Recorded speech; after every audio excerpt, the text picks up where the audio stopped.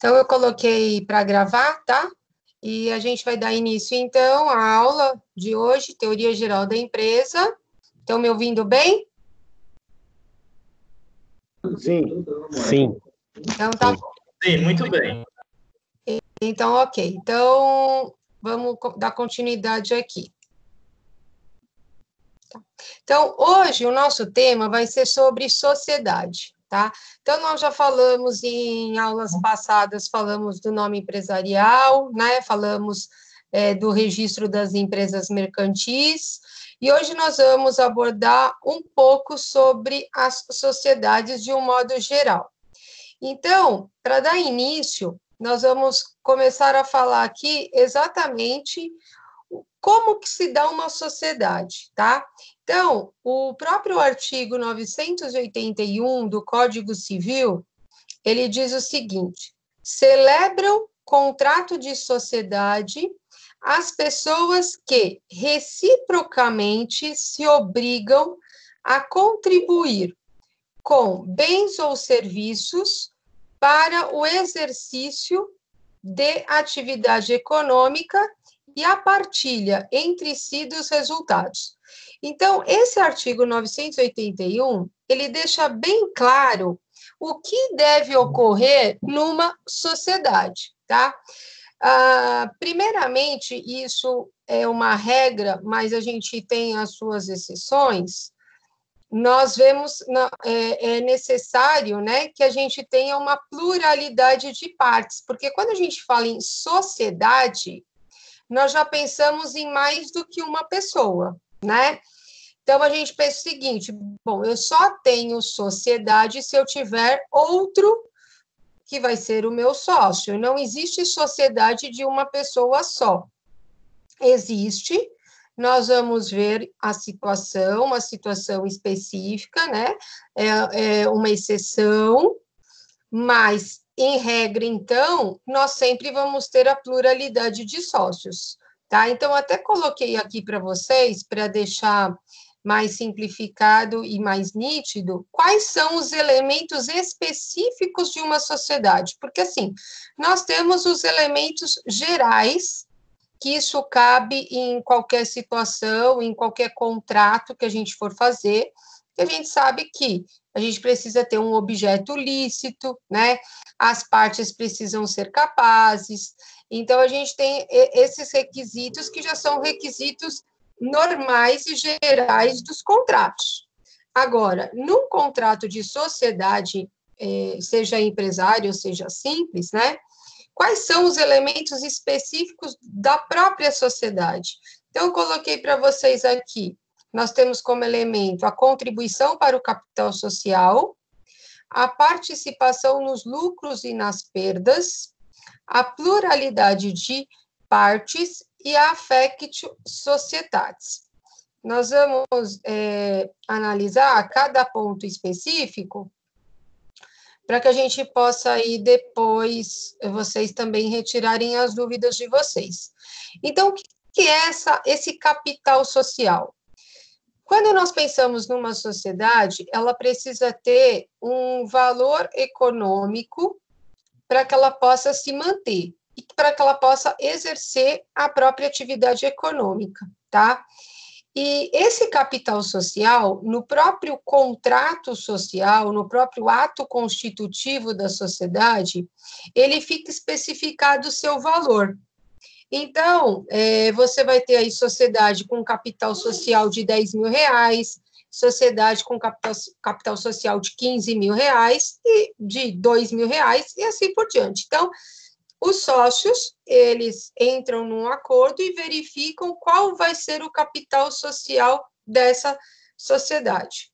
Esse capital social, ele tem duas finalidades, até coloquei para vocês. A primeira finalidade é exatamente para o próprio exercício da atividade econômica. Como a sociedade, ela é uma pessoa jurídica, ela precisa ter o seu patrimônio próprio. Então, esse patrimônio próprio, ele é garantido através do próprio capital social da sociedade, ou seja, é aquilo que os sócios injetam na sociedade para fazer parte dessa sociedade. E ele serve também para garantia de credores, ou seja, o credor, quando ele tem condição de saber, né, qual é o valor do capital social dessa pessoa jurídica, ele tem noção de quanto que essa pessoa jurídica está garantindo para ele, caso numa possível discussão, trâmite judicial, ação, quanto que ele vai poder até não cobrar, mas ele tem uma garantia de quanto ele, de repente, vai receber pelo próprio capital social da pessoa jurídica. Isso significa o quê? Que quanto o capital social for maior, quanto maior esse capital social, mais garantido está esse credor. Ele fica mais tranquilo, né? Porque ele sabe que essa sociedade vai, de alguma forma, se eu tenho um capital social, imagina, de 100 mil reais, e a dívida que eu tenho que pagar para esse credor é de 2 mil reais, eu que sou o credor da empresa, eu estou tranquilo, porque 100 mil é suficiente para pagar aquilo que a empresa me deve. Agora, imagine que eu tenho um capital social da pessoa jurídica de 5 mil e eles têm uma dívida comigo de 100 mil. Aí o negócio já começa a ficar feio, né? Por quê? Porque a pessoa jurídica não tem um capital suficiente para quitar a obrigação que tem com o credor. Então, o capital social, ele influencia muito, inclusive, até nas empresas, quando elas vão pegar empréstimo no banco, né, fazer algum contrato bancário, sempre requer que se leve o contrato da própria pessoa jurídica, o ato constitutivo. E aí uma das coisas que é vista é exatamente qual é o capital social dessa pessoa jurídica. Então, esse capital social, ele pode ser dividido em cotas ou ele vai ser dividido em ações. Essa diferença tem a ver exatamente com o tipo de sociedade que nós temos. Então, se eu tenho uma sociedade contratual, cujo ato constitutivo é o contrato social, esse capital social ele vai ser dividido por cotas. Né? E aí a gente pode dar o exemplo da sociedade limitada. Sociedade limitada tem como ato constitutivo o contrato social. Então, o capital social dela vai ser sempre dividido em cotas, né? Se eu tenho uma sociedade anônima, por exemplo, ou uma sociedade em comandita por ações, o ato constitutivo delas é o estatuto social. Então, eu vou ter como capital social o capital dividido em ações. Numa sociedade anônima, posteriormente, quando nós estivermos especificando mais sobre sociedade anônima, a gente vai ver que tem 2 tipos de ações numa sociedade anônima, né? Ou eu vou ser detentor de ações ordinárias na sociedade anônima, ou eu vou ser detentor de ações preferenciais. Então, quando se trata de sociedade anônima, por exemplo, nós temos espécies de ações diferentes. E dependendo do tipo de ação que eu tenho, eu sou um tipo de acionista. Então, muitas vezes, né, você vai participar aí da Bolsa de Valores, vai comprar ações, e você ainda não está muito por dentro desse meio, desse mercado, né, dessa bolsa de mercantil e essas ações, esse mercado de capitais, e aí você fala, não, eu quero ser um acionista, mas você não tem noção de que acionista você quer ser, então você sai comprando ações, e aí nós temos, dentro da sociedade anônima, 2 espécies de ações, exatamente para que se enquadre no perfil do acionista. Então, só a título de exemplo, se eu quero ser um acionista que tenha direção, que chegue a dirigir essa sociedade anônima, né, eu vou comprar ações ordinárias, porque as ações ordinárias me dão direito de voto, E eu posso, dependendo da quantidade de ações que eu tiver, eu posso chegar a ser um diretor, né, um gerenciador dessa sociedade. Agora, se eu compro ações, por exemplo, do tipo preferenciais, o próprio nome já diz, eu recebo uma preferência. E a preferência, ela está vinculada com os rendimentos, com os lucros. Então, se eu sou um acionista preferencial, a minha intenção em ser acionista não é de chegar a ser um diretor de uma sociedade anônima, mas é receber os lucros. Então, eu compro desse tipo de ação, a preferencial. Ou então, não, eu tenho um perfil de administrador, então eu vou para o lado da ações ordinárias. Isso não significa que ambos não votem, e aí, na preferencial, eu posso sim ter uma cláusula, por exemplo, de restrição de voto. Como acionista preferencial, ele já tem a preferência no recebimento de dividendos, o próprio Estatuto Social, ele pode colocar uma cláusula de que os acionistas preferenciais não votam. Então, você vê, de um lado eu tenho um benefício, de outro eu tenho uma exclusão. E já numa sociedade que tem o capital social dividido em cotas, né? Não necessariamente essas cotas são iguais, elas podem ser divididas de forma diferenciadas, e eu não preciso, por exemplo, ter várias cotas, eu posso dividir, eu posso ter um capital social, por exemplo, de R$100 mil, e eu ter 2 sócios, e dividir em 2 cotas, cada sócio tem uma cota de 50 mil, né? Ou então, eu posso ter aí um capital social de R$100 mil, e essas cotas serem divididas em 100 mil cotas, e cada sócio ter aí a sua cota de R$1. Então, isso vai de acordo com o que fica estabelecido no contrato, tá? É interessante que esse capital social, ele é constituído por aqueles que fazem parte da sociedade que querem ser sócios ou que querem ser acionistas.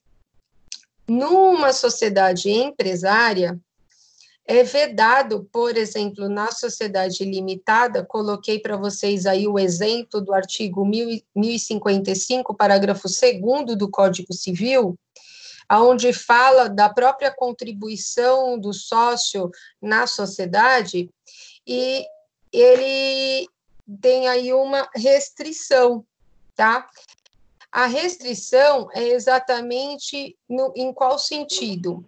Para fazer parte do capital social, eu tenho que injetar valores. Esses valores não necessariamente precisa ser dinheiro, né? Não precisa ser pecúnia, mas pode ser, por exemplo, em bens móveis ou imóveis.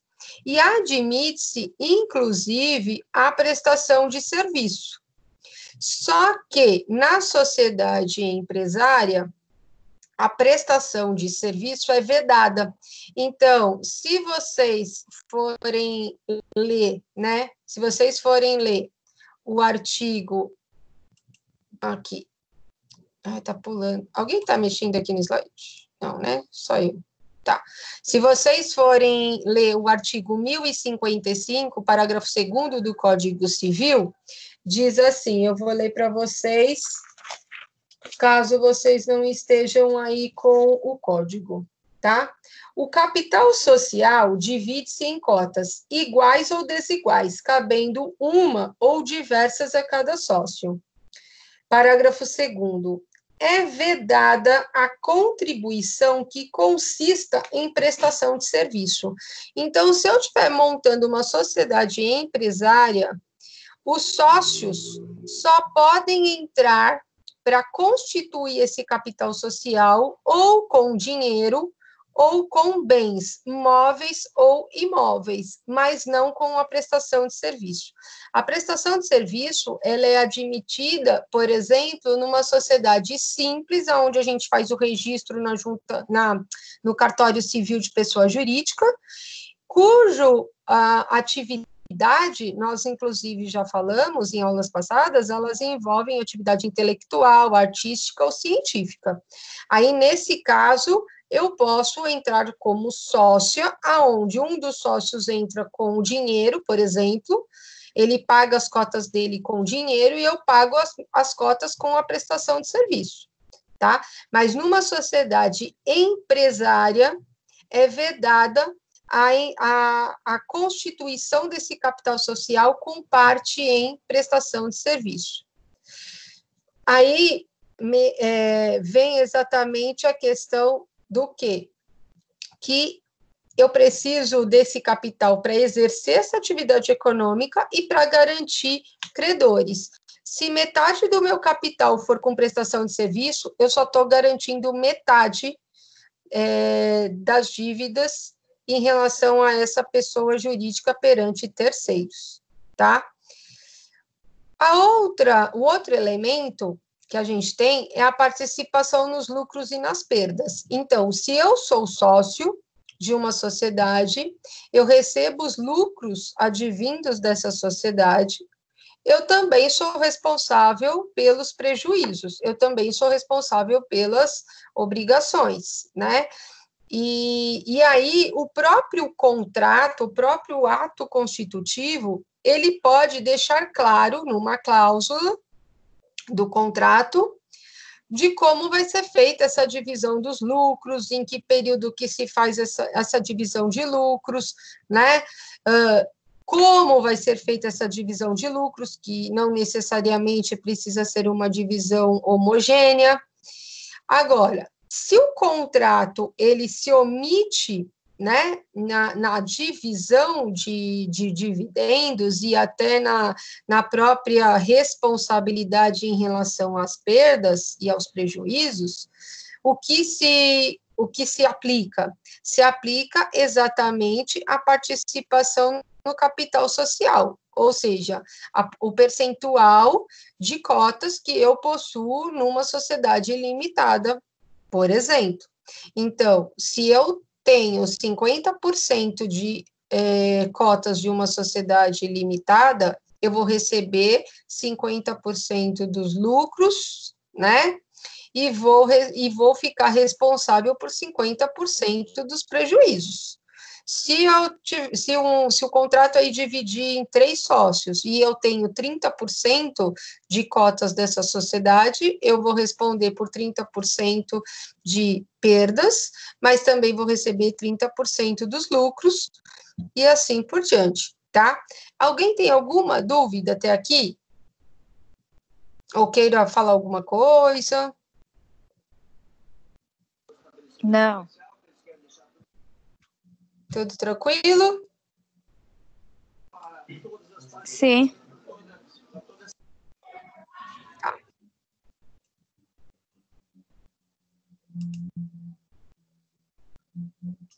Então, aqui, um outro elemento que nós temos na sociedade é a affectio societatis. O que é a affectio societatis? É a afeição entre sócios. E aí, subentende-se o seguinte: primeiro, quando você vai montar uma sociedade, né, você tem a ideia de uma atividade econômica que você quer exercer, e óbvio que você vai procurar para ser seu sócio alguém que você tenha alguma afeição, que você conheça, que você tenha algum convívio, né? Ninguém vai sair na rua, olhar para alguém que está passando e vai perguntar se a pessoa quer ser sua sócia, né? Se bem que a gente vê muitos casos, né? Eu que mexo com essa área contratual, eu vejo que às vezes a sociedade sai assim do nada, né? E depois a gente tem os problemas, porque as pessoas não se conhecem, não conhecem o perfil dos sócios, e aí começam os conflitos. Mas, em regra, o que é essa affectio societatis? Ele é um elemento que denota a vontade dos sócios de exercerem a mesma atividade e de serem sócios, né, de compartilharem com essa atividade econômica. Então, eles têm a intenção e a vontade e a união para aceitar as normas da Constituição relacionada àquele tipo de sociedade que eles estão montando, tá? Porque cada sociedade que você vai constituir, ela tem as suas regras próprias, ela tem a sua lei, né? Ela tem a sua norma a seguir, e que os sócios precisam estar em conformidade com tudo isso. Então, bom, eu posso ter uma pessoa que eu tenho uma afeição muito grande em relação a ela quer montar também uma pessoa jurídica, quer ser minha sócia, só que ela quer montar aí como objeto da sociedade o ramo, por exemplo, de curtumes, né? E eu quero montar o ramo de cosméticos. Existe uma affectio societatis entre nós? Não. Existe, sim, uma afeição entre nós, mas não uma afeição suficiente para que haja uma afeição societária. Então, a afeição societária, ela envolve exatamente isso, uma manifestação de todos os sócios de se unirem para seguirem juntos no mesmo caminho, no mesmo objeto social, em conformidade com aquilo que eles decidirem em relação ao nome empresarial, em relação à sede, em relação ao objeto, em relação a quem vai administrar. Então, quer dizer, existe aí uma união de esforços, né? E além dessa união de esforços, todos estão de acordo. Aí eu tenho uma affectio societatis. Agora, é lógico que essa afeição, ela pode, durante, né, o caminhar aí da sociedade, ela pode vir a ser destruída, né? Isso acontece até no casamento, a gente sabe, né? Quando você se apaixona, existe aquela afeição, aquele amor, né? Affectio marital.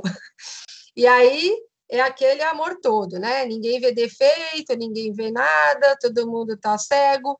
É a mesma coisa com a sociedade, todo mundo está empolgado, todo mundo acha que vai ganhar muito, que vai arrebentar no mercado, e aí depois, quando começa a vir, né, os problemas, e aí começa um a apontar os defeitos, né, vamos dizer assim, do outro, porque ele não faz o que tem que fazer, ele não acorda cedo, não vem trabalhar, porque eu fico com toda a parte de administração, com a parte da clientela, o outro não só vem para reunião, só passa aqui para pegar os lucros. Isso começa a gerar os conflitos e aí termina a affectio societatis. Quando termina a affectio societatis, aí ou um dos sócios vai sair, vai oferecer a sua cota à parte para o outro, né? Ou vai se dissolver a sociedade e aí se põe fim aí essa atividade econômica, né? E um outro aspecto aqui que a gente tem é a pluralidade de partes. Então, como eu disse logo no início hoje da nossa aula, quando a gente pensa em sociedade, a primeira coisa que vem na nossa cabeça é mais de uma pessoa. Então, isso está certo, porque a regra, né? O ordenamento jurídico, ele entende que uma sociedade tem mais de um sócio, e por isso ela tem essa expressão, mas nós temos situações onde eu tenho um sócio. E aí, uma das situações que eu trouxe para você em relação a uma exceção, que trata-se da sociedade subsidiária integral. Essa sociedade subsidiária integral, ela está prevista na lei das SAs, tá? Então, essa lei que eu coloquei aqui para vocês, que é a lei 6.404 de 76, é a lei da sociedade anônima. Ela teve aí alterações, tá? Mas a base da lei é a lei 6.404 de 76, e a gente, então, verifica esse tipo de sociedade. Nesse tipo de sociedade, o único sócio é uma outra sociedade. Então, eu tenho uma sociedade, essa sociedade, ela é brasileira, então ela tem que ser uma sociedade nacional, aonde o único sócio dessa sociedade é uma outra sociedade, tá? Não pode ser pessoas físicas. Tem que ser uma outra sociedade e uma única sociedade. Então, também não pode ser duas sociedades, porque aí descaracteriza a natureza jurídica dessa sociedade subsidiária. Então, como que eu identifico quando se trata de uma sociedade subsidiária integral? Eu identifico porque trata-se de uma sociedade brasileira, cujo único sócio dessa sociedade é uma outra sociedade brasileira, né? Então, por isso que eu até coloquei aqui para vocês essa exceção, tá? Uma outra exceção que nós temos é na sociedade, seja ela qual for, tá? Tem a falta de pluralidade de sócios. Então, por quê? Porque como a regra é, ao falar em sociedade, eu ter mais do que um sócio, se durante o período em que estamos em sociedade falta um sócio, né, eu vou precisar fazer com que retorne o sócio da sociedade para que haja a continuidade dela, porque esse artigo 1033, que eu trouxe para vocês aqui no slide, o 1033, inciso 4, do Código Civil, ele trata das causas de dissolução da sociedade. Então, por quais motivos uma sociedade pode se dissolver? Então, o artigo 1033, ele traz várias formas, né? Nos vários incisos, ele traz as várias formas de dissolução de uma sociedade. Então, por exemplo, eu posso ter uma sociedade com prazo determinado, então ela já nasce com o dia da morte, né?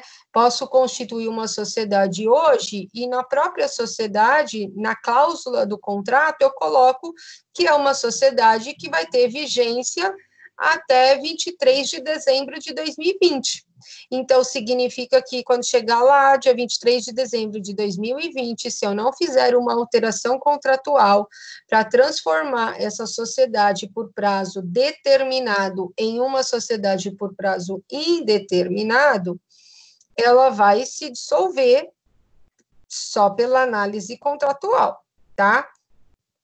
Se ela continua se mantendo, vamos imaginar que ela passa lá do dia 23 de dezembro, né? Subentende-se que ela, então, sem que haja manifestação das partes por escrito, né, numa averbação contratual, ela transforma-se em uma sociedade por tempo indeterminado, né? Mas o correto é sempre levar a averbação na junta comercial, como a gente já comentou anteriormente. Então, vou ler para vocês aqui o artigo 1033, inciso 4, para vocês verificarem que trata da dissolução. Então, o artigo 1033 diz assim: dissolve-se a sociedade quando ocorrer, aí lá no inciso 4, a falta de pluralidade de sócios, não reconstituída no prazo de 180 dias. Então, a lei, ela dá esse prazo, tá? Para que o sócio remanescente, ou seja, aquele sócio que permaneceu na sociedade, possa conseguir outro sócio para ficar no lugar daquele que, de repente, saiu, foi excluído, morreu, né? Porque tem vários motivos pelo qual você, de repente, fica sem sócio. Então, se eu tenho uma sociedade com 2 sócios, né? Um dos sócios pode morrer. E aí, você pode pensar, tá, mas e os herdeiros não entram nessa sociedade? Eles não podem fazer parte da sociedade? Depende, né? Depende por quê? Porque o contrato, ele é lei entre as partes. Então, o herdeiro, ele tem direito aos frutos desta sociedade, mas não necessariamente ele faz parte do quadro societário, tá? E aí isso tem muito a ver, quando a gente for ver lá na frente, com essa affectio societatis. Porque, pensa, se eu montei uma sociedade com alguém que é meu amigo ou minha amiga de infância, a gente se conhece e tal. A gente se dá super bem, né? Uma já sabe quais são as ideias da outra, a empresa vai tranquilo, tal, vai muito bem. Bom, mas nem ela tem afeição com os meus descendentes e nem eu tenho afeição com os descendentes dela, né? Então, significa o quê? Que se eu coloco uma cláusula no meu contrato social que no falecimento, né, no falecimento de um dos sócios, não há a entrada dos herdeiros para fazer parte do quadro societário, e aí sim vai ser feito um balanço, né? Um balanço patrimonial especial para verificar o valor dessa sociedade, o quanto cabe aquele sócio falecido e o quanto que vai ser entregue para os herdeiros a título de herança. É uma coisa. Outra coisa, eu ter a possibilidade de entrada de novos sócios nessa sociedade, ou seja, um dos sócios antigos falece e os herdeiros, então, assumem as cotas do pai ou da mãe e acabam fazendo parte da sociedade. Então, são coisas distintas, né? Então, quando a gente pensa em falta de pluralidade de sócios, significa que em determinado momento essa sociedade perdeu sócios, permanecendo só um sócio. Aí tem uma exceção também que eu vou dizer para vocês. Nós temos espécies de sociedade aonde eu tenho pluralidade de sócios no sentido de diferenciação de sócios, tá? Então, só um exemplo, na sociedade em comandita simples, depois nós vamos ver, ela tem duas espécies de sócio, o sócio comanditário e o sócio comanditado, tá? Então, dentro da sociedade, eu só tenho uma sociedade em comandita simples porque eu tenho duas espécies de sócios. Se eu não tiver essa pluralidade de espécies de sócios, eu não tenho uma sociedade em comandita simples, tá? Então, é uma característica da sociedade essas duas espécies de sócio. Aí vamos, nesse exemplo ainda, vamos imaginar que nessa sociedade em comandita simples, eu tenha 10 sócios comanditários e um sócio comanditado, tá? Eu tenho 10 comanditários e um comanditado. Vamos imaginar que esse comanditado, que eu só tenho um, sai da sociedade por qualquer motivo. Ou é excluído, ou faleceu, né? Ou ele mesmo quis se retirar, ele saiu. Falta pluralidade de sócios? Não, porque eu tenho 10 sócios comanditários. Só que está faltando um daquela espécie. Então, o que vai acontecer? Para essa sociedade permanecer, eu vou ter que arrumar um sócio que fique com essa caracterização aqui de sócio comanditado.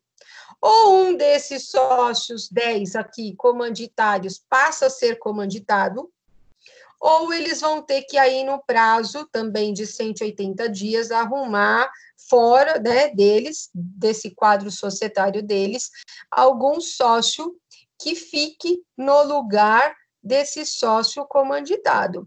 Então, a gente tem que tomar muito cuidado quando pensa na falta de pluralidade de sócios, porque às vezes a gente, só vai faltar pluralidade de sócios quando a sociedade tiver 2 sócios, mas não é bem assim, tá? Falta pluralidade de sócios também quando falta aquele tipo de sócio, aquela espécie de sócio específica, porque senão descaracteriza a sociedade. Então, até aqui era isso que eu ia falar. Alguém tem alguma dúvida, alguma pergunta? Estão entendendo? Estão vivos? Sim, professor, até o momento está tudo ok. E estão me entendendo, né? Vocês estão me deixando falando sozinho aqui, não? Não, nós estamos aqui. Ah, tá aí, né? Tô vendo. Tá bom. Então, eu vou passar aqui. Bom. Aí eu coloquei aqui para vocês uma classificação das sociedades, tá? Eu fiz aqui de forma bem resumidinha, mas eu acho que tá legal assim, até para que a gente possa entender como que a gente pode dividir as sociedades. Acho que fica mais simples e até mais fácil para a compreensão. Quando a gente pensa, que estou aqui no 1, né, na primeira hipótese, quando a gente pensa na atividade que essa sociedade vai realizar, nós podemos entender que a nossa sociedade ela vai ser ou empresária, então ela vai ser do tipo sociedades empresárias, ou ela vai ser do tipo de sociedade simples, né? Em aulas passadas, nós vimos que a regra é que a sociedade empresária tem como atividade o quê? Atividade econômica organizada, né? Para a produção de bens e a circulação de serviços. Então, lá aquele 1966 do Código Civil, que fala exatamente, né, o artigo 966, que fala exatamente do conceito de empresário, é exatamente o que a sociedade empresária realiza de atividade econômica. Então, a atividade de uma sociedade empresária, ela vai estar sempre voltada com a atividade econômica para a produção de bens e para a circulação de serviços, né? E nós falamos que, em regra, toda atividade empresária, ela tem registro na junta comercial. Então, eu também identifico, né, a sociedade empresária pelo registro que ela realiza. Então, ela vai fazer o seu registro, ela vai fazer o registro na junta comercial, porque é o órgão, né, relacionado ao registro das empresas mercantis. Quando nós pensamos na sociedade simples, nós temos que lembrar das atividades que não são típicas de empresário. Então, lá o próprio artigo 966, parágrafo único do Código Civil, ele explica quais atividades não são de empresários.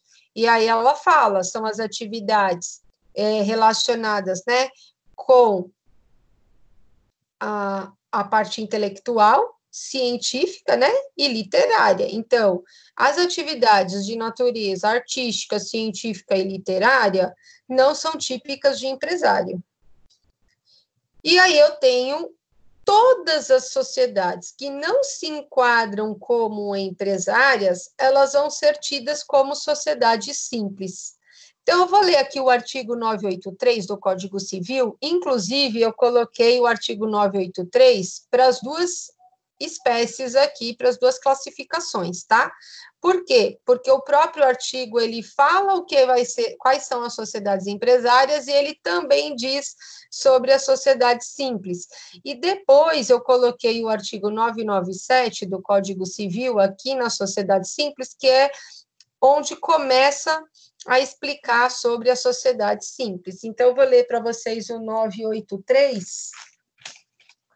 O artigo 983, ele diz assim: a sociedade empresária deve constituir-se segundo um dos tipos regulados do artigo 1039 a 1092, tá? Então, do 1039 ao 1092, nós vamos ter as várias espécies de sociedade empresária. Então, depois, para frente, vocês vão ver, eu coloquei num slide, né, a diferenciação, e aí a gente observa que o 997, ele está fora, né?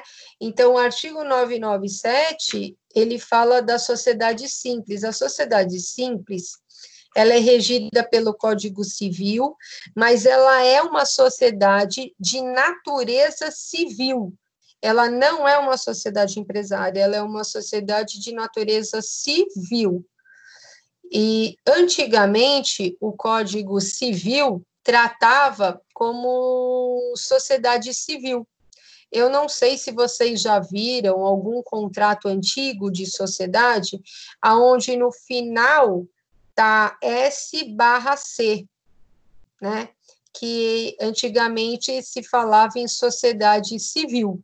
E aí, com o novo Código Civil de 2002, que já não é mais novo, né? Porque nós já estamos em 2020.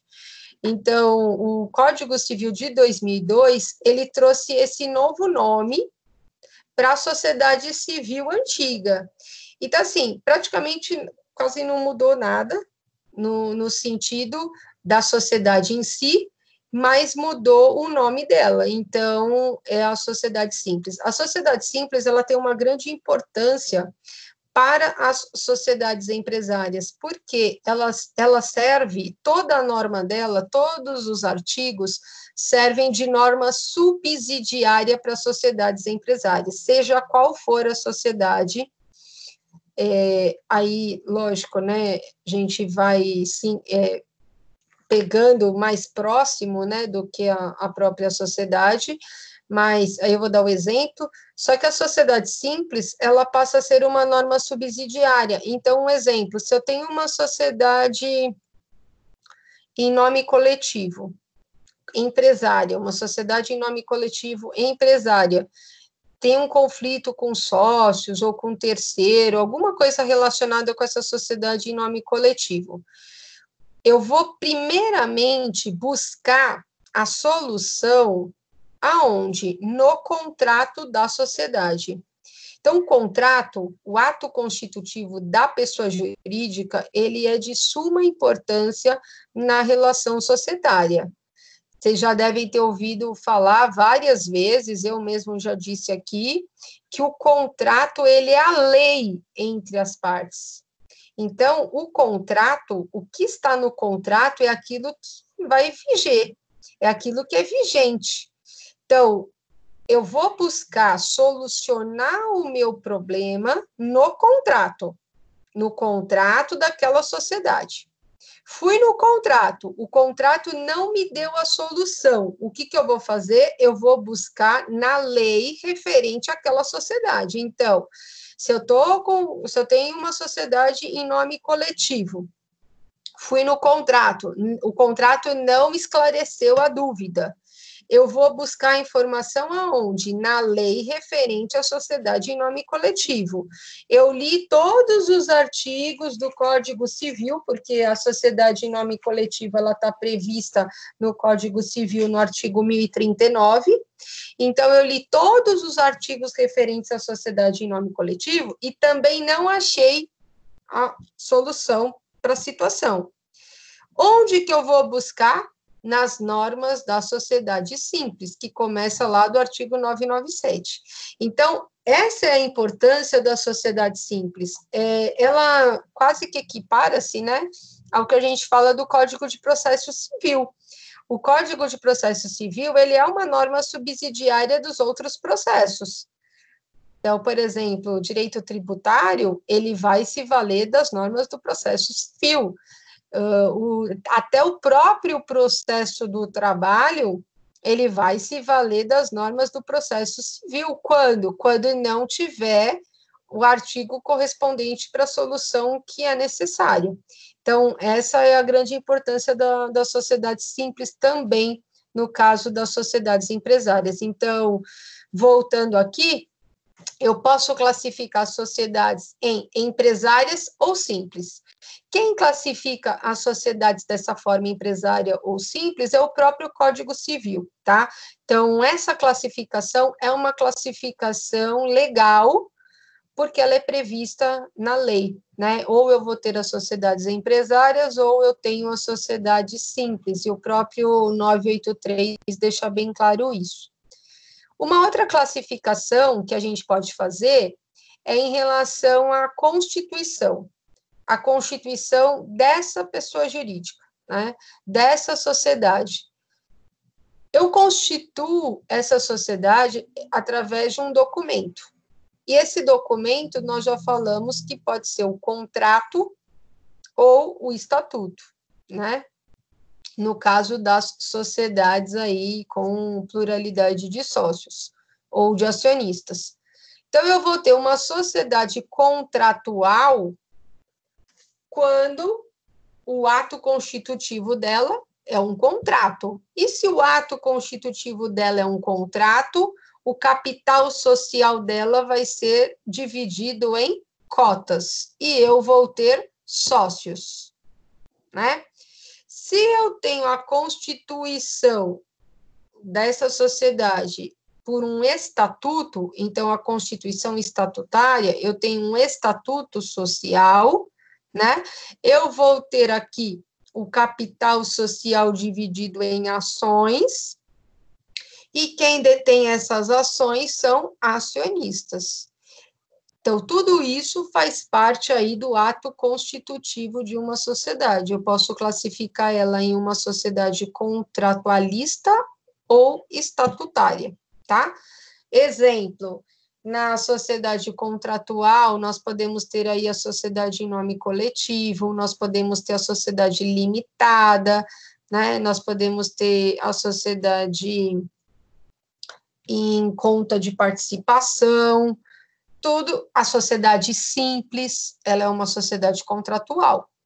Agora, como estatutária, nós podemos ter a sociedade anônima, nós podemos ter aí a sociedade em comandita por ações, nós temos as cooperativas, então são sociedades que possuem um estatuto, tá? Aí eu fiz aqui uma outra classificação em relação à estrutura, mas é a estrutura aqui no sentido de estrutura econômica, tá? Nós podemos classificar sociedades em sociedades de pessoas e sociedades de capital. Quando nós pensamos nisso, nessa divisão, eu tenho que ter em mente o seguinte: se eu penso numa sociedade de capital, o que interessa para quem faz parte desta sociedade é o capital, é a parte econômica, é o que gira dentro dessa sociedade, é o lucro e é o dinheiro, tá? E é o capital. Por isso que ela é chamada de sociedade de capital. Não me interessa, nesse tipo de sociedade, quem são os sócios, quem são os acionistas. Por quê? Porque eu não vou ter contato com eles, não me interessa quem está administrando, quem está gerenciando, isso não faz parte daquilo que eu pretendo, por isso eu faço parte de uma sociedade de capital, porque o meu único objetivo é o lucro, é essa economia girar. Então, um exemplo de sociedade de capital que nós temos aqui é a sociedade anônima de capital aberto, né? Por quê? A sociedade anônima de capital aberto, as suas ações, elas são colocadas na Bolsa de Valores, qualquer pessoa pode adquirir essas ações, pode ser pessoa de boa índole, de má índole, pode ser novo, pode ser idoso, pode ser pessoa, não importa quem seja, né? Você nem sabe quem são, porque, na verdade, o que importa é o capital, é a compra, é aquilo que ela está entregando para a aquisição das ações. E aí a gente tem aqui um exemplo, então, por exemplo, da sociedade anônima, tá? Na sociedade de pessoas, a sociedade de pessoas é aquela que tem affectio societatis que nós falamos lá atrás. Aí aqui sim, importa quem são os sócios, a gente vai vedar a entrada de novos sócios, né? Então, tem sociedades que são tipicamente de pessoas. Exemplo, a sociedade em nome coletivo. A sociedade em nome coletivo, ela é uma sociedade que só tem pessoas físicas e a responsabilidade dos sócios, no caso, ela é uma responsabilidade solidária e ilimitada, né? Então, significa que existe entre eles uma união, uma affectio, para que eles possam, dessa forma, permanecer. O artigo 1039, que é o exemplo que eu estou dando de sociedade de pessoas aqui, porque a sociedade em nome coletivo ela é tipicamente de pessoas, assim como a sociedade anônima é tipicamente de capital. Então, o artigo 1039, ele diz: somente pessoas físicas podem tomar parte na sociedade em nome coletivo, respondendo todos os sócios solidária e ilimitadamente pelas obrigações sociais. Então, significa aqui que esse tipo de sociedade, a affectio entre eles é muito grande e ela é típica de pessoas. Agora, um exemplo que eu vou dar é de uma sociedade que pode ser de pessoas ou pode ser de capital, e a gente só descobre isso ao analisar o próprio contrato social dela. Então, é a sociedade limitada, tá? A sociedade limitada, em regra, ela é uma sociedade de pessoas, porque ao montar a sociedade, né, você escolhe quem são os seus sócios, e assim, você não coloca as cotas para serem vendidas no mercado de capitais, não, né? Você chama e cada um pega a sua parte de cotas, e são pessoas que estão ali diariamente se comunicando, né, convivendo. Então, ela é uma sociedade de pessoas em regra, tá? Mas a gente analisa o contrato social dela, e aí isso fica mais forte quando você pega, por exemplo, a cláusula que diz sobre a venda de cotas. Então, quando um dos sócios não quer mais permanecer na sociedade. E aí, na cláusula contratual, você verifica que tem a cláusula dizendo assim: o sócio que pretende sair da sociedade primeiramente deverá oferecer as suas cotas para os sócios que já estão na sociedade. Então, como a preferência é para os que já são sócios, isso é uma característica da sociedade de pessoas, para que eles continuem só eles, para que eles permaneçam. Uma outra característica de sociedade de pessoas é no caso do falecimento de sócios. Então, lá tem uma cláusula, né, a cláusula no contrato, que fala no caso de falecimento de sócios, e se for uma sociedade de pessoas, vai constar a cláusula de que os herdeiros não farão parte da sociedade, não entrarão como sócios na sociedade. Isso é uma barreira, ou seja, aqui só entra quem nós temos a affectio. Isso é típico de uma sociedade de pessoas. Mas nós podemos pegar, por exemplo, o contrato da sociedade limitada, de outra sociedade limitada, e verificar que lá, no próprio contrato, tenha uma cláusula dizendo que o sócio que pretende sair não tem necessidade de oferecer as suas cotas, primeiramente para os sócios que permanecerem, para os sócios remanescentes.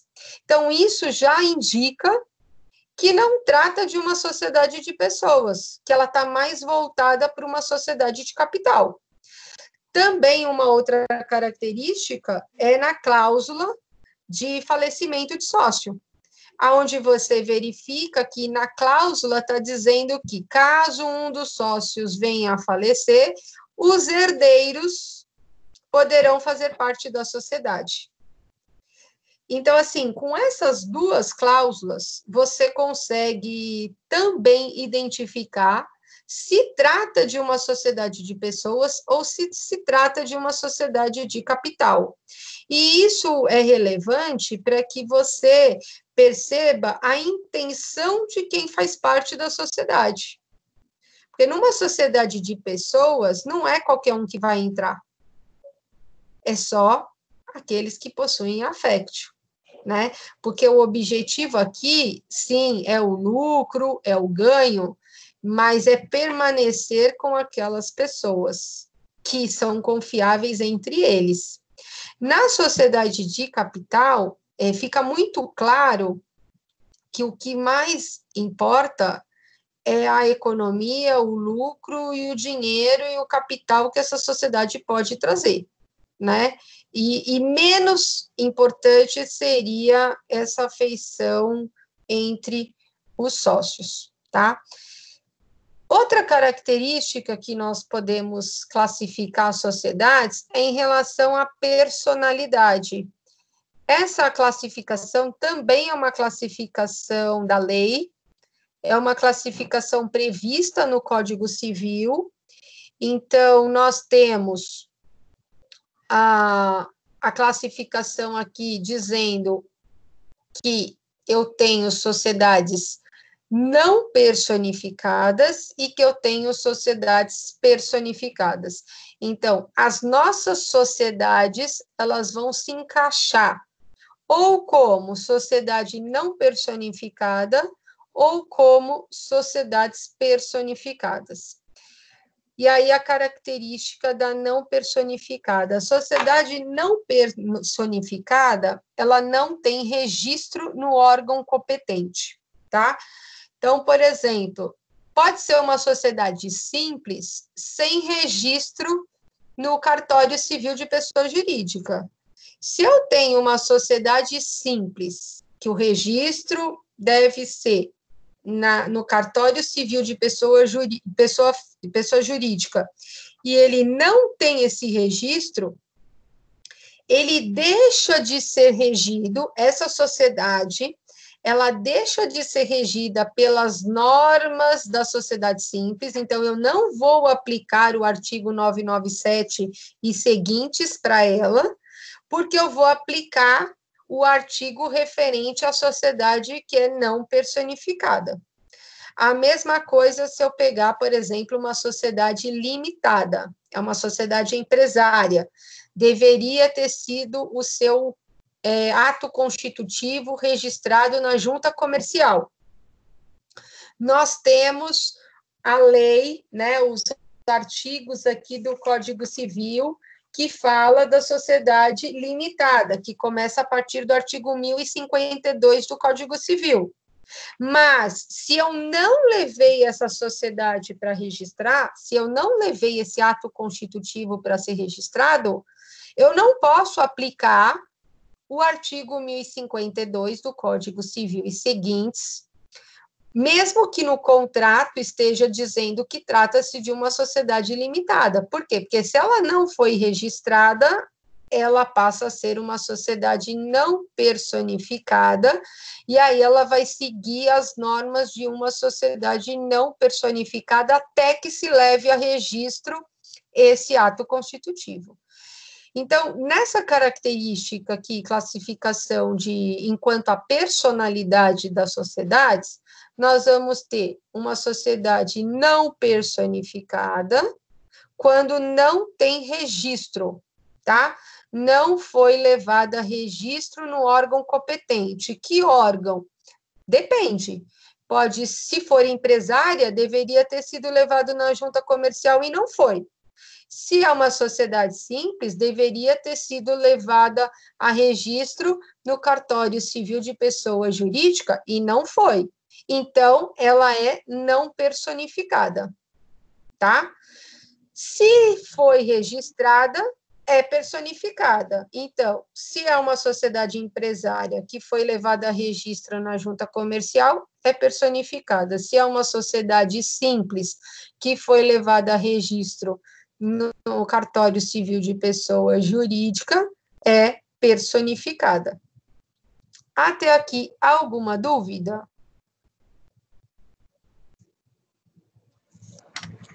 Não. Não? Então tá. Não, professora. Ok. Então, nós temos também a divisão aqui enquanto a classificação da sociedade em relação à própria responsabilidade dos sócios, né? Nós podemos verificar que os sócios, eles possuem responsabilidade ao fazer parte da sociedade. E dependendo do tipo societário, a responsabilidade dele também altera. Então, eu posso classificar as sociedades quanto à responsabilidade dos sócios em uma responsabilidade ilimitada desse sócio. Quando a gente pensa ilimitada desse sócio, significa que a responsabilidade dele ultrapassa o próprio capital social da pessoa jurídica. Ela vai além, ela vai até o patrimônio pessoal desse sócio, tá? Então, toda vez que eu pensar que essa responsabilidade desse sócio, ela é uma responsabilidade ilimitada, significa não tem limite. Não há nada que limita essa responsabilidade dele, nem as cotas que ele possui nessa sociedade. E aí, eu vou atrás até do patrimônio pessoal. Isso para o credor é benéfico, né? Porque lembra o que nós colocamos lá em slide anterior, que o capital social da pessoa jurídica, ela é a garantia de recebimento do credor. Agora, imagina esse credor que, além da garantia do recebimento pelo próprio capital da pessoa jurídica, ele também tem a garantia do patrimônio pessoal dos sócios dessa pessoa jurídica, quer dizer, aumenta muito mais a alegria desse credor, né?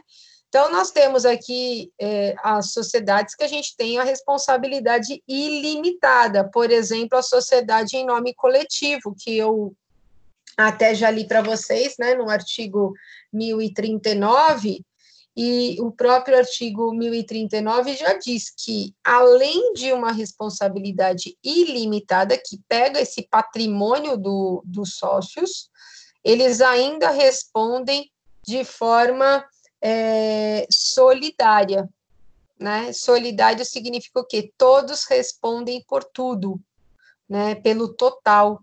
Eu não tenho aqui um benefício de ordem, por exemplo, porque quando a gente pensa numa responsabilidade subsidiária, eu tenho, por exemplo, aqui, né, que nem eu coloco para vocês, os sócios respondem subsidiariamente e ilimitadamente com seu patrimônio. Eu estou querendo dizer o quê? Primeiro eu vou buscar o patrimônio da pessoa jurídica e depois eu vou buscar o patrimônio dos sócios. Aí eu estou pensando no patrimônio, no capital social. Então, quando eu falo que a responsabilidade é ilimitada, ela vai para o patrimônio pessoal dos sócios. Mas primeiro eu vou esgotar o patrimônio da pessoa jurídica, né? Na sociedade em nome coletivo, está dizendo assim o artigo 1039, somente pessoas físicas podem tomar parte na sociedade em nome coletivo, respondendo todos os sócios solidária e ilimitadamente pelas obrigações sociais. Ou seja, eu tenho o patrimônio, sim, da pessoa jurídica, ele vai ser arrecadado, só que eu tenho patrimônio ilimitado dos sócios, e eu tenho também a não, vamos dizer assim, benefício de ordem em relação a esses sócios. Eu não tenho um benefício de ordem, cobra primeiro de um para depois cobrar do outro. Não. Eu posso cobrar 100% de um só, porque a responsabilidade ela é solidária. Então, eu não tenho a necessidade, por exemplo, na sociedade em nome coletivo, de cobrar primeiro da pessoa jurídica, para depois ir atrás de patrimônio dos sócios. Eles estão todos misturados. Eles se misturam no caso da sociedade em nome coletivo. E aí a gente tem uma outra espécie, que é a sociedade com responsabilidade limitada. Então, quando a gente pensa numa responsabilidade limitada dos sócios, significa que os sócios, em regra, eles vão responder sempre pela cota que ele possui no capital social. Então, a responsabilidade dele limita-se à quantidade e ao percentual de cotas que ele tem no capital. Então, no caso da sociedade limitada, que é um exemplo, né, de responsabilidade limitada dos sócios, o artigo 1052, ele diz assim, o artigo 1052, ele fala da sociedade limitada, tá? Na sociedade limitada, a responsabilidade de cada sócio é restrita ao valor de suas cotas, mas todos respondem solidariamente pela integralização do capital social. Então, esse finalzinho desse artigo, ele traz uma coisa muito interessante, porque no contrato, você sempre vai colocar uma cláusula sobre o capital social e sobre a integralização desse capital social. O que é a integralização do capital social? É a forma que ele está todo integralizado, ou seja, todos os sócios contribuíram.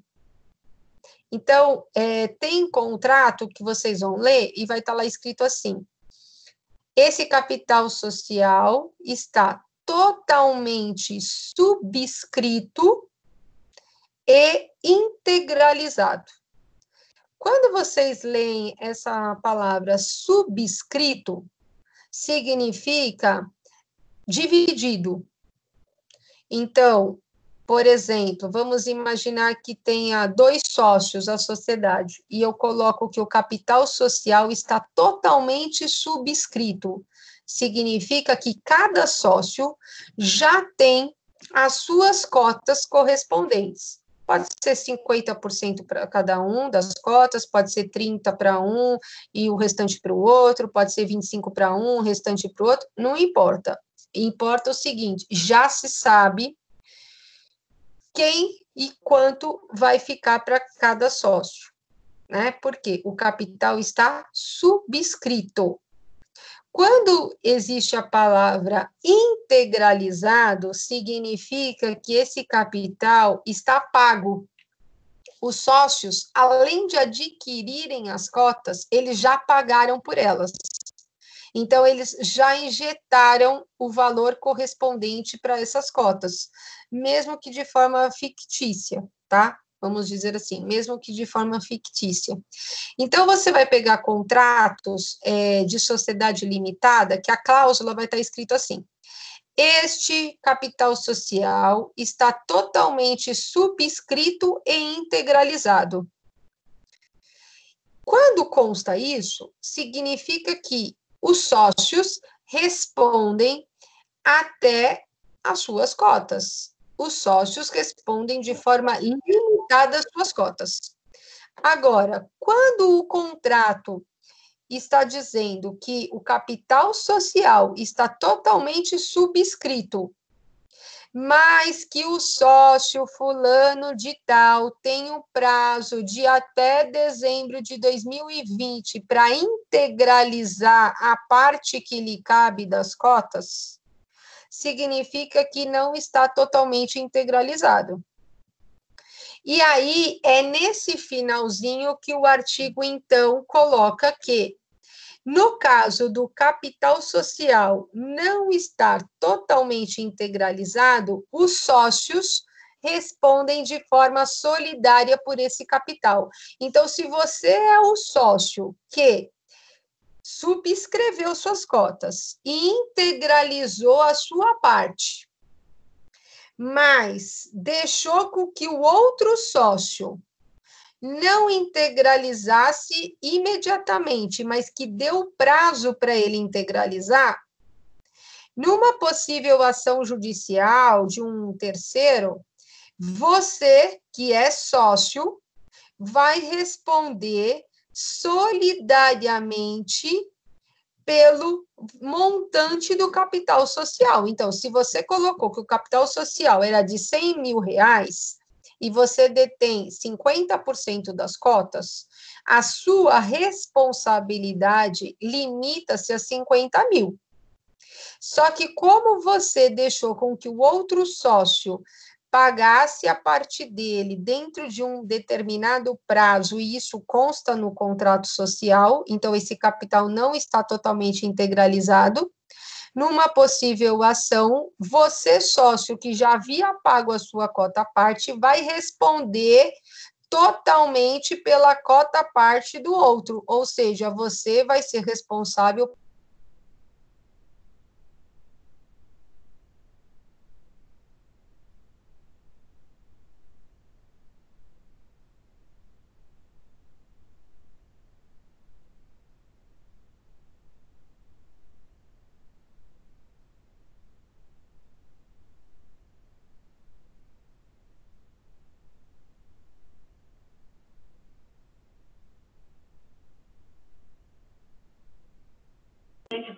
Travou?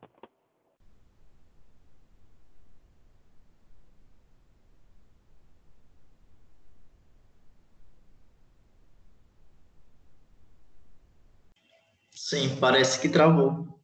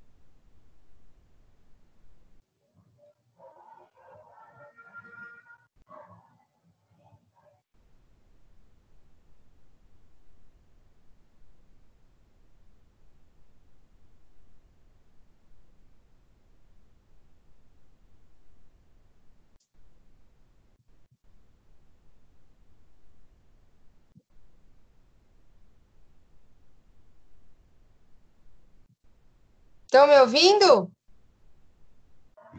Sim. Estão todos aí? Agora voltou, professor. Não sei o que aconteceu. Falha técnica. Sei lá. Tá, vamos ver se eu consigo agora colocar para compartilhar, porque... Espera aí.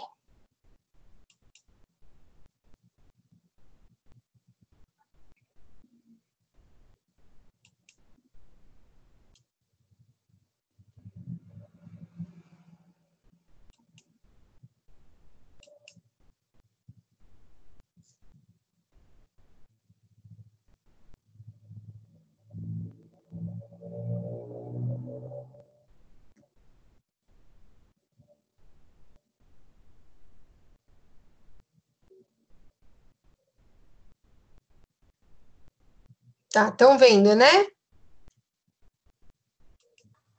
Sim. Sim. Tá. Então, continuando aqui.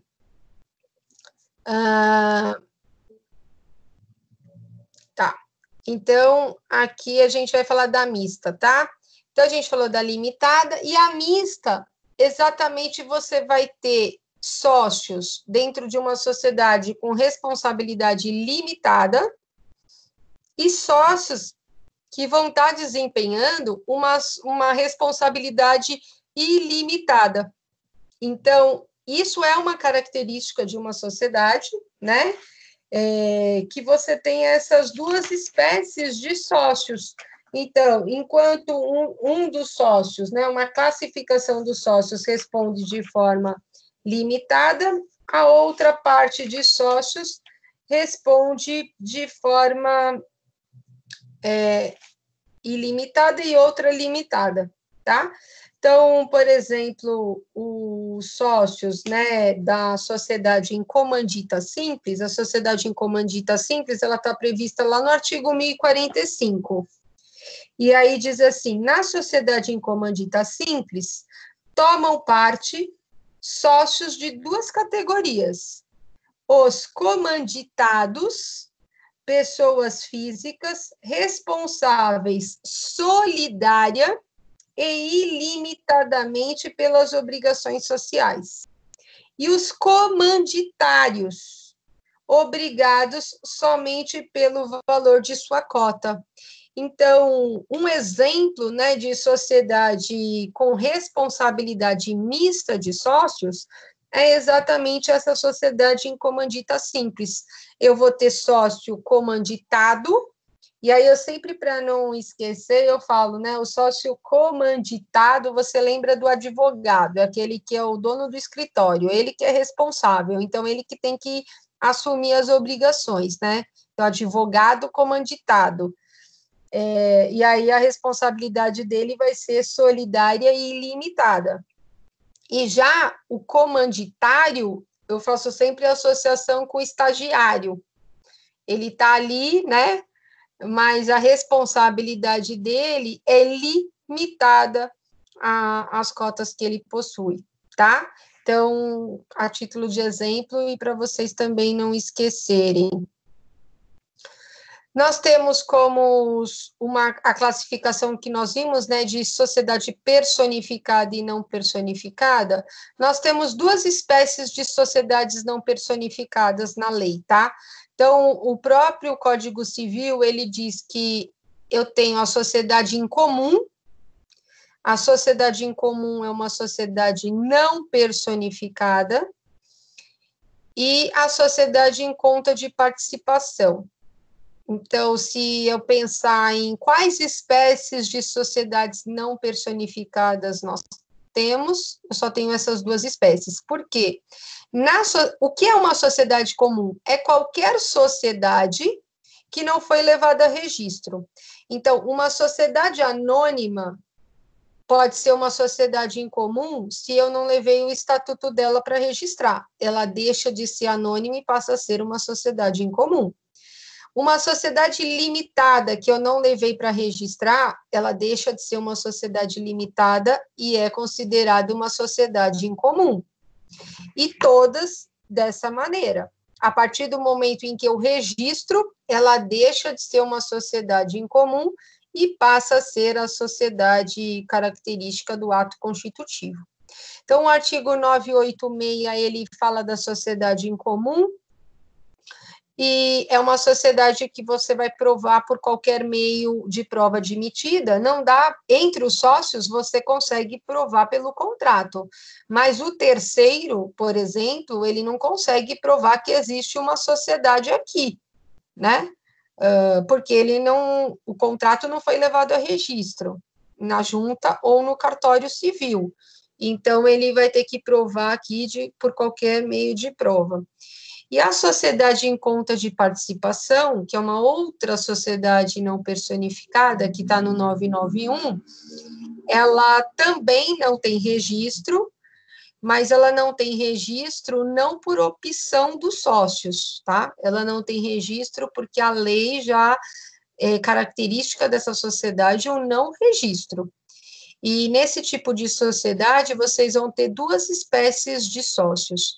Aquele sócio que a gente chama de sócio participante ou sócio oculto. Então, em alguns lugares vocês vão encontrar essa expressão de sócio oculto. E vocês vão ter aqui o sócio ostensivo. O sócio ostensivo é quem administra, quem gerencia, quem responde por essa sociedade. E o sócio oculto é aquele que ele injetou o capital, né? Ele faz parte, mas ele não tem nenhuma atuação administrativa. Se, porventura, ele vir a ter qualquer atuação administrativa na sociedade, ele passa a responder como se sócio ostensivo ele fosse. Então, esse tipo de sociedade, que é a sociedade em conta de participação, os sócios aqui, eles têm também responsabilidades diferenciadas, né? Então, o artigo 991, ele diz assim, na sociedade em conta de participação, a atividade constitutiva do objeto social é exercida unicamente pelo sócio ostensivo, em seu nome individual e sob sua própria e exclusiva responsabilidade, participando os demais sócios através, né, pelos valores e resultados correspondentes. Então, assim, perante terceiros, quem vai aparecer vai ser sempre o sócio ostensivo. Perante terceiros, esse terceiro, ele nem imagina que existe aí uma sociedade, ele imagina que existe uma pessoa física que está agindo economicamente uma atividade, tá? Ele não vê que existe uma sociedade, porque é uma sociedade que também não tem registro na junta comercial. Então, a doutrina, ela coloca mais essa sociedade como um contrato civil entre partes, onde nesse contrato, entre as partes, tem lá especificado a responsabilidade de cada um, né? Toda a questão constitutiva de uma sociedade. Só que ela só é válida para eles, né? Agora, se esse sócio, que é o oculto, que é o participante, ele começa a atuar como se fosse ostensivo, começa a atuar em nome dele, ele tem a mesma responsabilidade do ostensivo.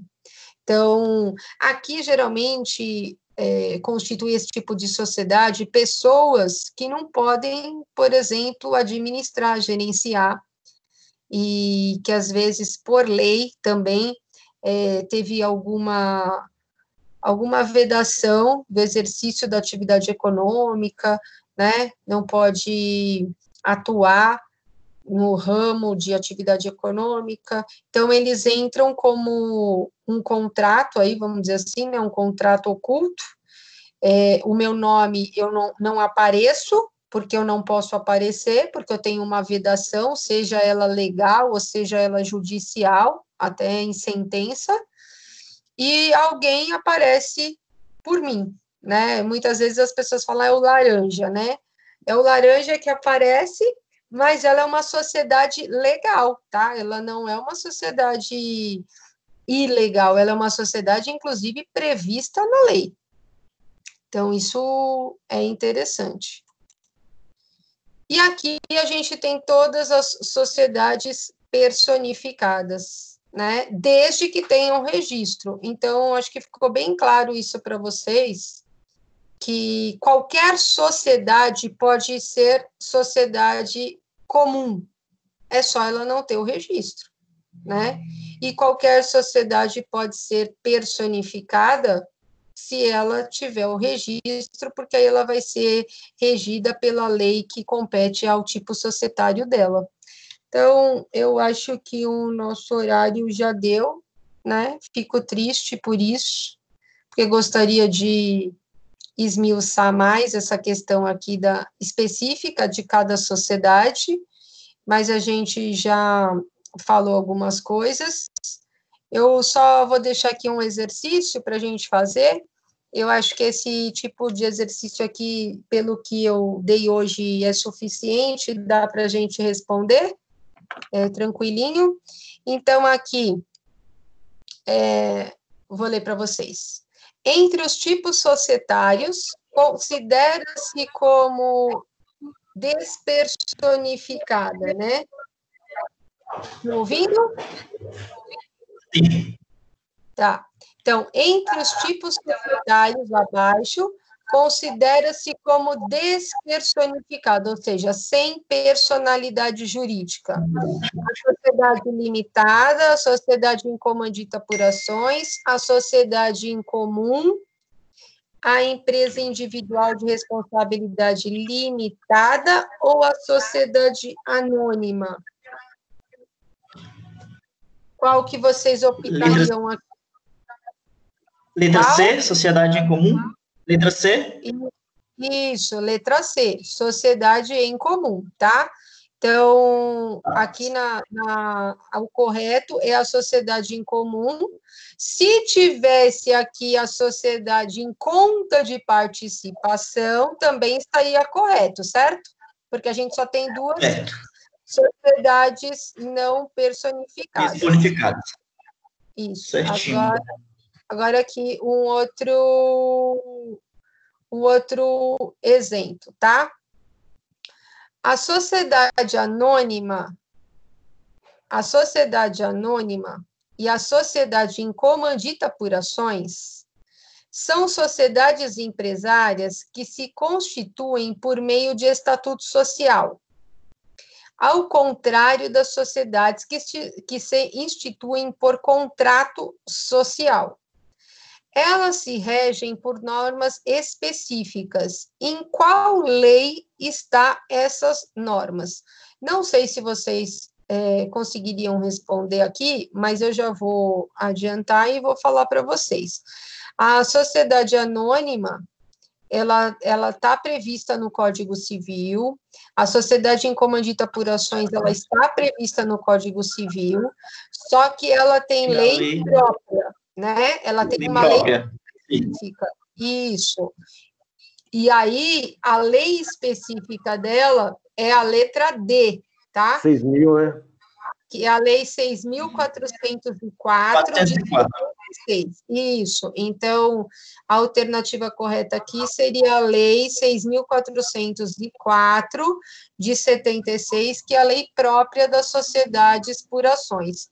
Inclusive, o que consta no Código Civil sobre a SA e sobre a sociedade em comandita por ações, na verdade, é o que consta na lei também. Então, o legislador aqui, ele só tirou da lei de lá e botou aqui no Código Civil. Então, é a mesma coisa.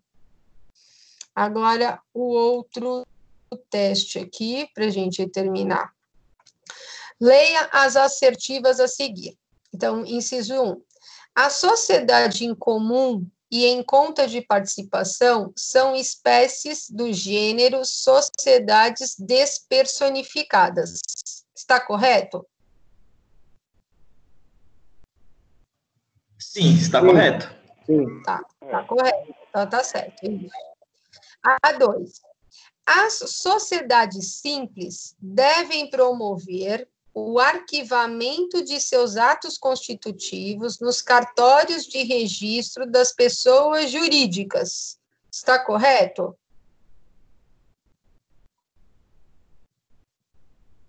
Eu acho que não. Não? Eu acho também que não. Deixa eu só. Eu acho que tá, professor. Quem acha que tá? Eu, Rafael, acho que tá. Então, lembram que nós falamos que as sociedades empresárias, elas levam para arquivar o seu ato constitutivo na junta comercial, né? E as sociedades simples, elas levam para arquivar no cartório civil de pessoa jurídica. Então, aqui está correto, né? Cartório de registro civil de pessoa jurídica, a sociedade simples. A3. A sociedade em nome coletivo é marcada principalmente pela responsabilidade limitada dos sócios, constituindo inovação decorrente do Código Civil de 2002?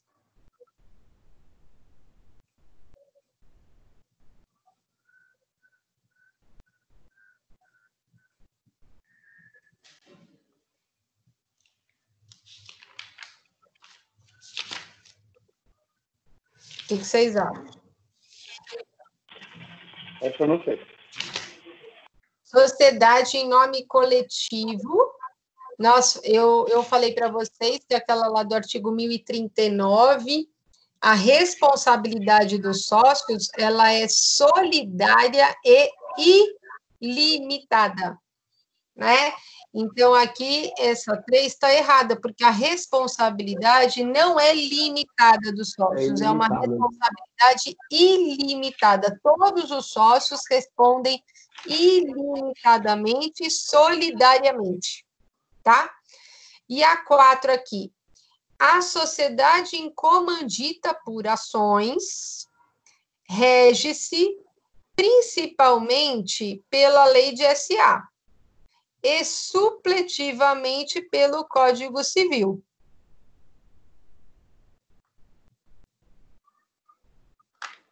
Sim, né? Porque Sim. Lei 6.000, né? Isso, ela tem a lei própria, né? Então, a lei específica, né? Ela prevalece sobre a norma geral, né? Então, no caso aqui, tá correto. Então, nós temos aqui o inciso 1 é correto, né?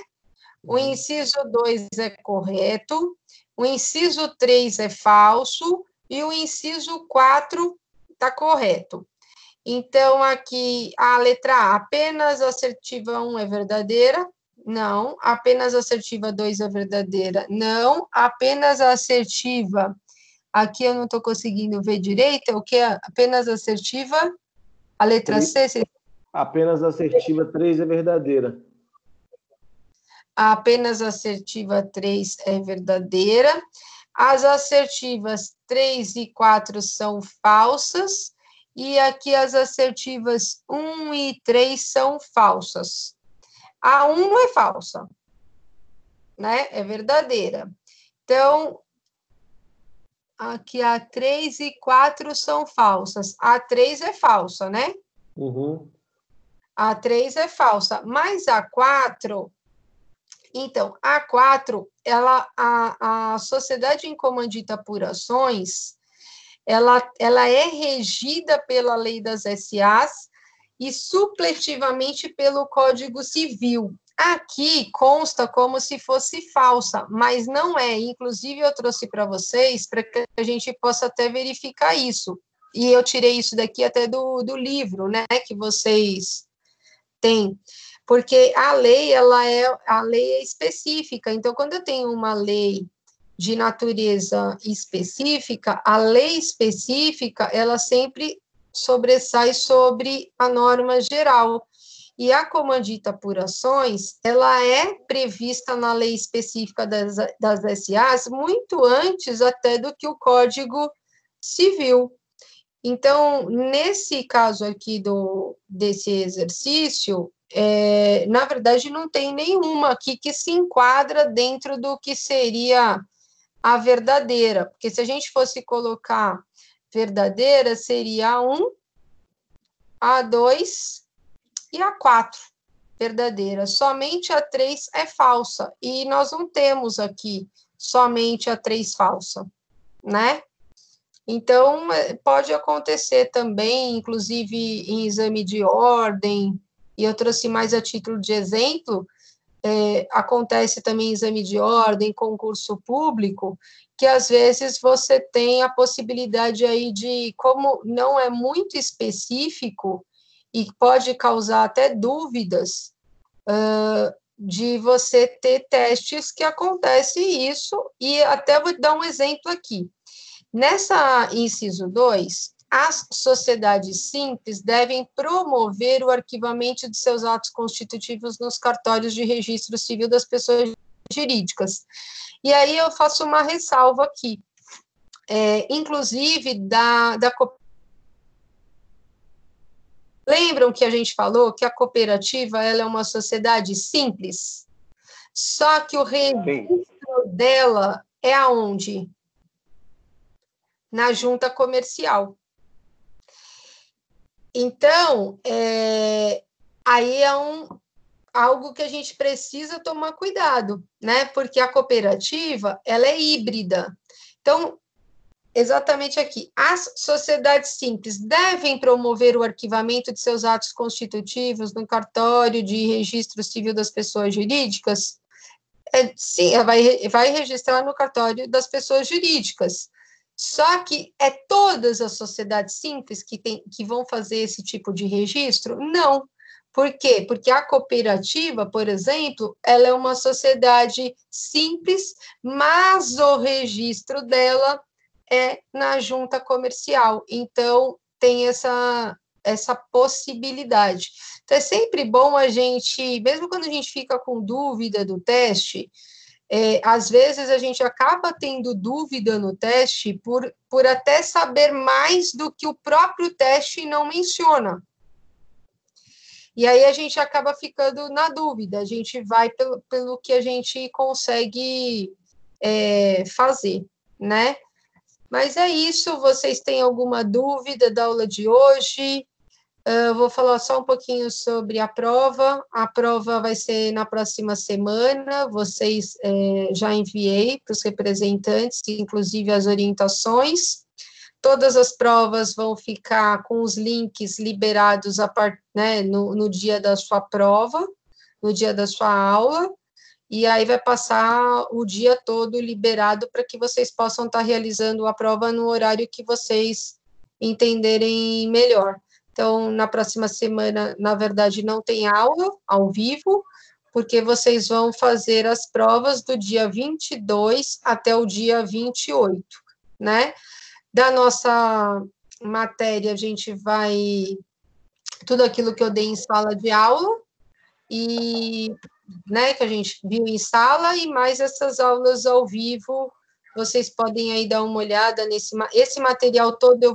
Amanhã eu vou mandar já para representante e para mandar para vocês, tá? Slide, professor. Isso, todos os slides eu vou mandar para vocês, tá? Amanhã eu já faço isso, e aí vocês também podem passar para os alunos que não puderam participar durante a aula, tá bom? Tá bom, professora. Tem alguma dúvida, alguma coisa que queira perguntar? Eu não, professor. Então, boa noite para vocês, né? Tudo de bom, que vocês aí estudem bastante, se dediquem, né? Para que façam uma boa prova. E qualquer dúvida que vocês tiverem, tirem com os professores. Eu acho que essa prova vai estar bem tranquila, vocês vão estar em casa fazendo, sossegado, pesquisando, então vai estar tudo dentro dos conformes. Tá bom? Tá de boa. Tá certo. Então boa noite para vocês. Boa noite, professora. Boa noite. Tchau, professor. Boa noite. Boa noite. Tchau. Valeu, turma. Boa noite.